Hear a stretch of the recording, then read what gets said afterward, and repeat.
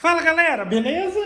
Então nesse vídeo aqui vão haver várias dicas aí no decorrer do vídeo para quem quiser tentar fazer aí por conta a sua prateleira colmeia ou prateleira expositor, tá? Um modelo semelhante a esse daqui de 15 nichos, tá ok?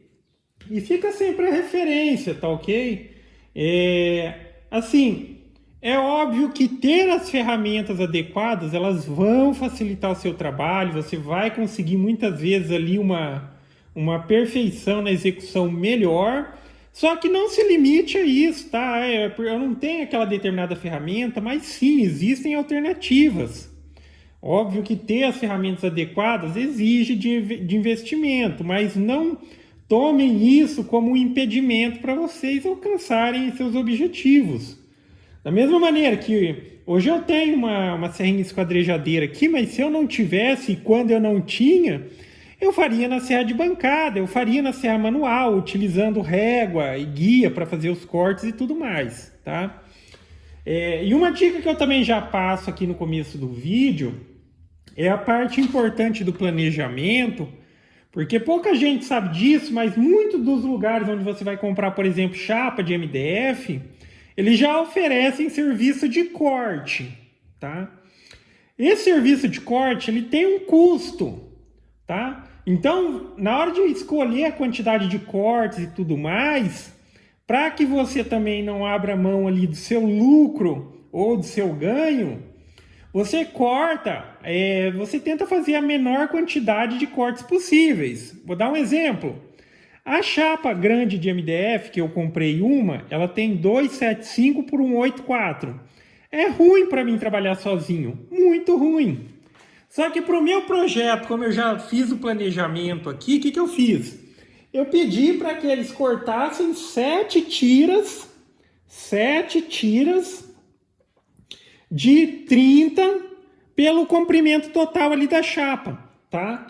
E com esse pedaço eu já consigo trabalhar facilmente, tanto aqui na minha esquadrejadeira, se fosse numa serrinha manual, eu conseguiria trabalhar sem problema algum, tá? Às vezes a pessoa fala, pô, mas e o projeto todo, já não dá para cortar? Sim, eles fazem, mas só que só nisso, nessa questão dos cortes, se eu fizesse para todo o projeto, ia dar uns 30, 40 cortes mais ou menos, o que ia fazer com que tipo eu deixasse lá para eles mais uns 60 ou 70 reais só em corte.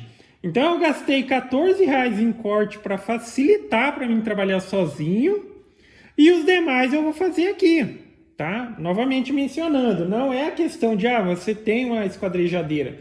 Se eu não tivesse, eu cortaria na serrinha circular, tá? Mede certinho, coloca a guiazinha, corta aqui e vai que vai, tá?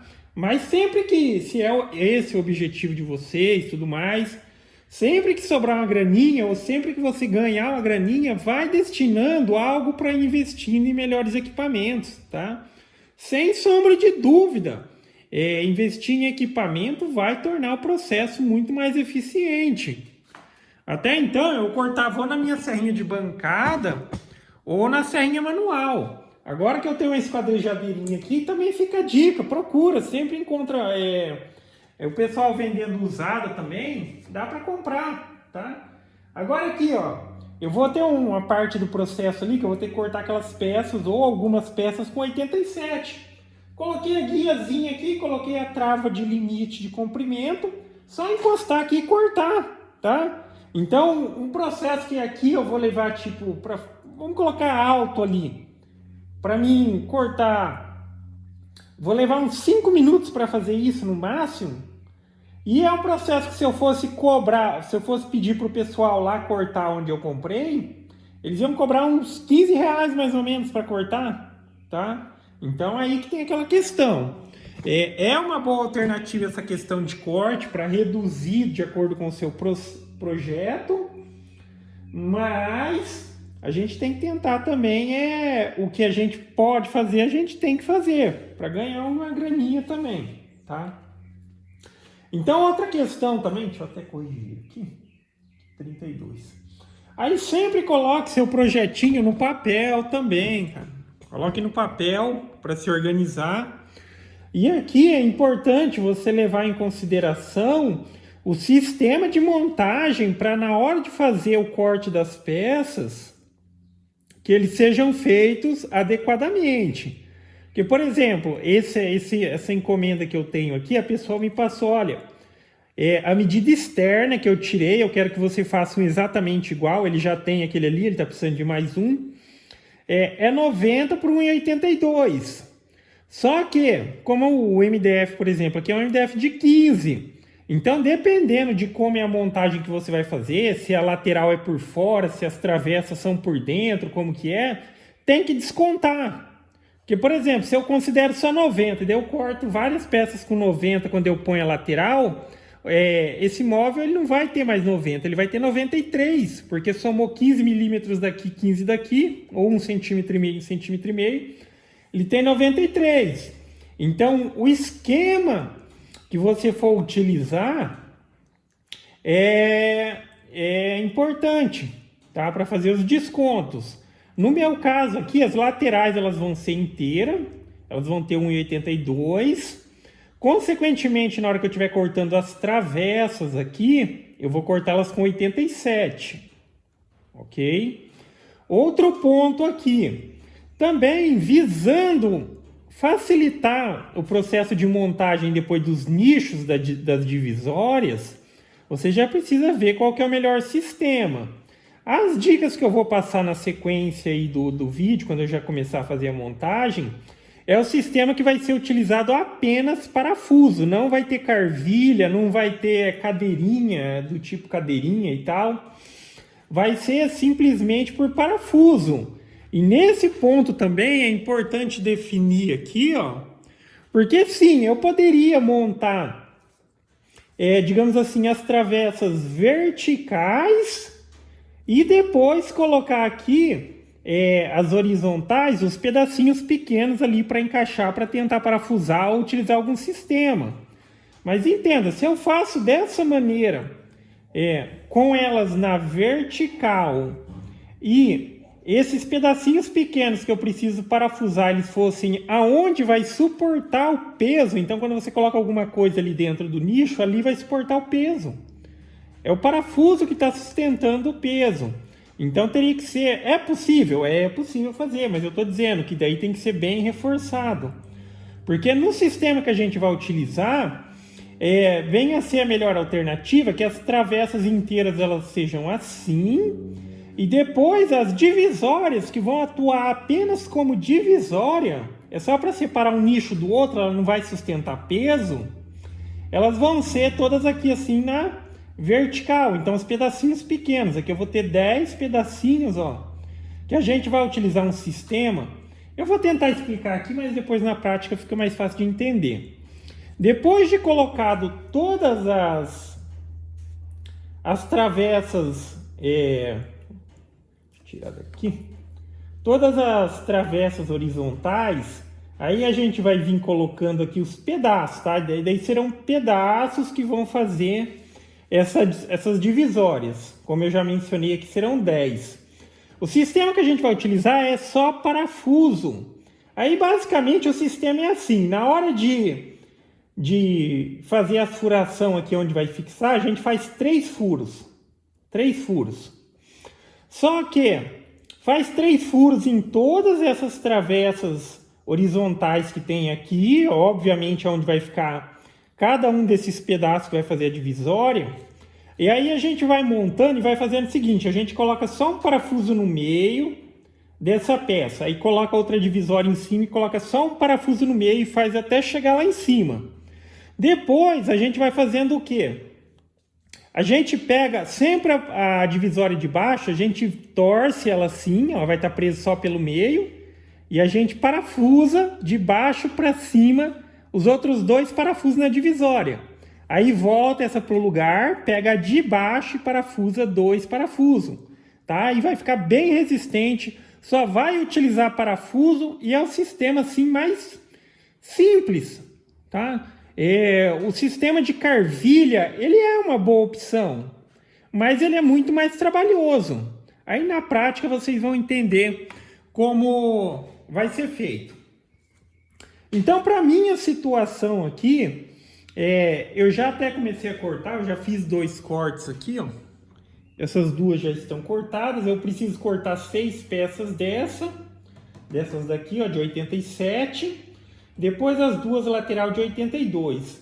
O fechamento dessa peça, ela vai ser com fundo de 3 milímetros, depois, né, o fundo de 3 milímetros na cor branco também, branco com lado.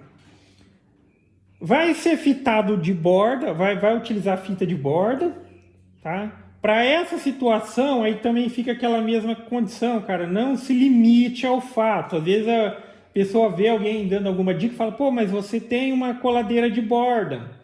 Tá, eu tenho uma coladeira de borda, mas isso não é um impedimento para que você consiga fazer também, mesmo não tendo. Como opção para fita de borda, para quem não tem uma coladeira de fita de borda, pode fazer da maneira tradicional, cola de contato, tá? Passa cola de contato na madeira, passa na fita, espera o tempo lá e cola, fita de borda, tá? Outra alternativa também é que o pessoal tem utilizado bastante, não sei se vocês já sabem, se não sabem fica sabendo, mas agora tem um tipo, fita de cola transferível. Vocês podem procurar aí. Eu até já postei no canal algo do tipo a respeito, que é como se fosse uma fita qualquer, uma fita crepe, um durex, que você cola ele na madeira e depois quando você descola, fica uma película de cola e você coloca a fita de borda. Então pode procurar como fita para fita de borda ou fita de cola transferível, que é uma alternativa excelente também para quem está começando, para quem não quer mexer com cola de contato, que é um produto químico, essas coisas e tudo mais, tá? Então, enfim, no meu caso eu vou utilizar a coladeirinha de borda que eu tenho. Aí eu acredito que vai ser melhor, eu vou fitar as peças depois que eu cortar, eu acho que eu vou ter que cortar e furar, para depois fazer a montagem. Mas aí são só uns detalhes, mas só mencionando que sim, vai ser fitado um dos lados da peça, tá ok? Então basicamente é isso. Então agora aqui eu vou fazer o processo, aqui não tem segredo, tá? Aqui é uma serrinha esquadrejadeira. Eu preciso fazer 6 peças dessa, daí já tá tudo anotadinho aqui. 6 peças dessa de 87 por 30, de acordo com o meu projeto. Cada uma faz o esqueminha de acordo com o seu. Vou precisar de 2 peças de 182 por 30. Então, essa peça, quando a gente compra na chapa inteira, como eu seccionei ela assim vamos dizer, na horizontal, nesse menor comprimento da chapa inteira, ela tem 185. Só conferir aqui.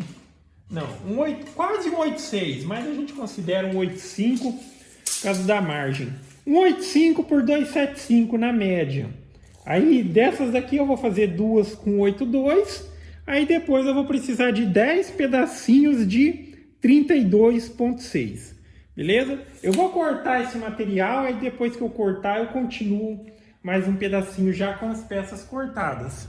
Mas vamos só recortar uma aqui para vocês verem a questão que eu estou mencionando.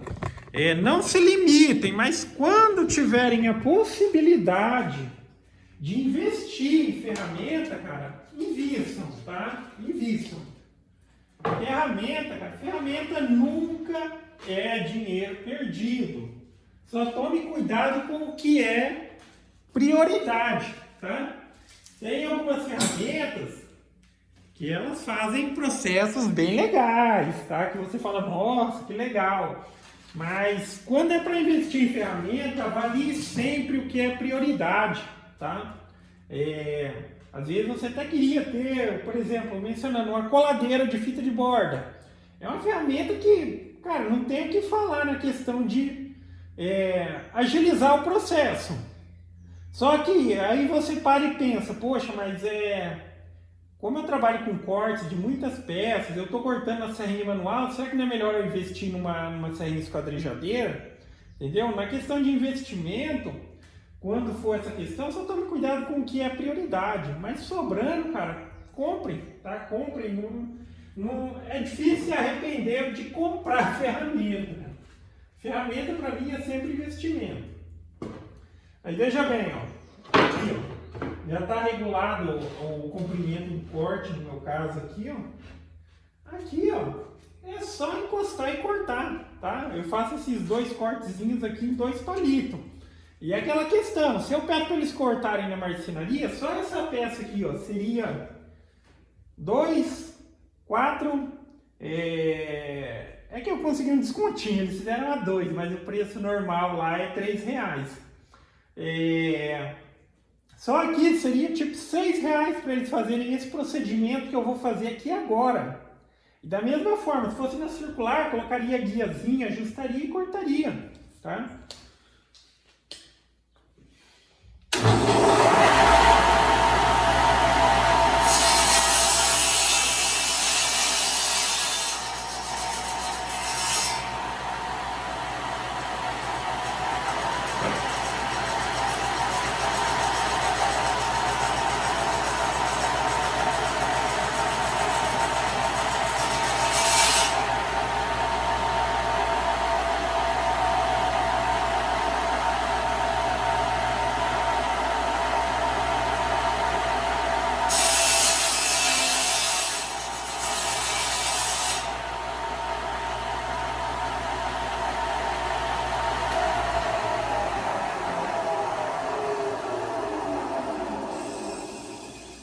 E tá aí. Aqui eu cortei mais 2 dessas daqui pro meu projeto aqui. Eu vou precisar de 4 peças dessa. 4 peças dessa. As 2 grandes. E, enfim, essa daqui, às vezes a pessoa fala, mas é só uma escarajadeira, ela é pequena. Ela é pequena, ela é boa para essa questão de você utilizar conciliado. Faz seus projetos, se possível, daí você compra reduzindo já os pedaços para que fique fácil de você trabalhar aqui. Com um pedaço que nem esse aqui eu trabalho tranquilo. E por mais que aqui tenha um carrinho um pouco limitado, aí às vezes a gente corta o material pela diferença. Entendeu? Ali eu tenho um 8/4, eu vou colocar aqui, eu vou tirar só o pedacinho da ponta. E assim vai, tá? Aí eu vou concluir essa parte de preparar as peças e na sequência eu continuo. Então tá aí, galera, as peças já devidamente cortadas, na quantidade que eu preciso, 6 dessas com 87, 2 dessas com 82 e 10 dessas com 32,6, tá? Aí a próxima etapa, eu já vou fazer o processo de furar aqui, porque entendo o seguinte, isso daqui determina que vai ser a altura disso daqui determina o espaçamento entre cada uma das, vamos dizer assim, das travessas horizontais. Então eu vou colocar a primeira aqui, aí a segunda já vem na sequência aqui e assim sucessivamente até lá embaixo, tá? Aí depois, na hora de fazer a divisória de assim dos nichos, aí a questão de ver onde vai posicionar essa daqui. Mas com base nisso daqui, eu já consigo fazer um gabarito para mim poder fazer as marcações das furações, tá? Até mesmo utilizando aqui um pedacinho como esse aqui, mas geralmente eu faço uma outra madeirinha. Mas, por exemplo, ó, eu posso colocar aqui, tá? Colocar aqui, e aqui eu já posso fazer assim nessas verticais. Eu também vou colocar três parafusos, tá? Serão 3. Aí aqui, ó, já seria tipo mais 3 e assim sucessivamente até lá embaixo. Aí o gabaritinho que eu faço, ele vai ter essa espessura, só que daí ele já vai ficar com a marcaçãozinha exata do furo aqui para ficar bem dividido, tá? Mais ou menos uns 7 centímetros da beirada, 7 da beirada e 1 no meio aqui, tá?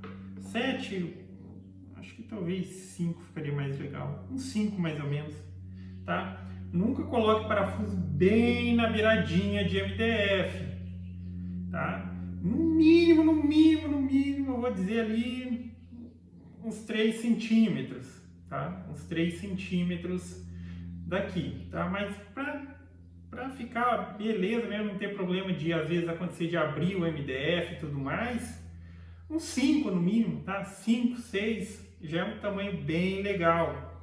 Porque o MDF, quando você coloca o parafuso de assim, ele tem uma tendência muito grande de abrir. Se você colocar muito na beiradinha, tá? Um pouquinho mais afastado e sempre seguindo aquela questão de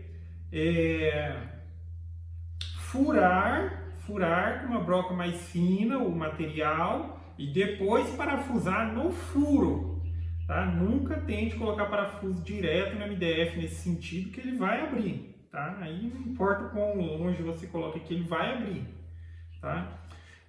Aqui foi só para dar um adiantado. Aí eu vou fazer o gabaritinho e vou fazer essas furações, porque eu já consigo deixar furado a lateral aqui e também eu já consigo deixar furado essas peças aqui também. Ela vai seguir o mesmo conceito desse gabaritinho aqui também. O mesmo gabarito que eu utilizar aqui, eu utilizo aqui. Só que a questão é que aqui eu preciso fazer daí o espaçamento entre eles aqui, tá? No caso aqui, deixa eu só verificar. Isso aqui seria, eu vou ter 87, ó. Eu acho que naquela hora que eu corrigi um negócio ali, eu acho que não era nem que estava errado, eu acho que é a medida daqui, quer ver?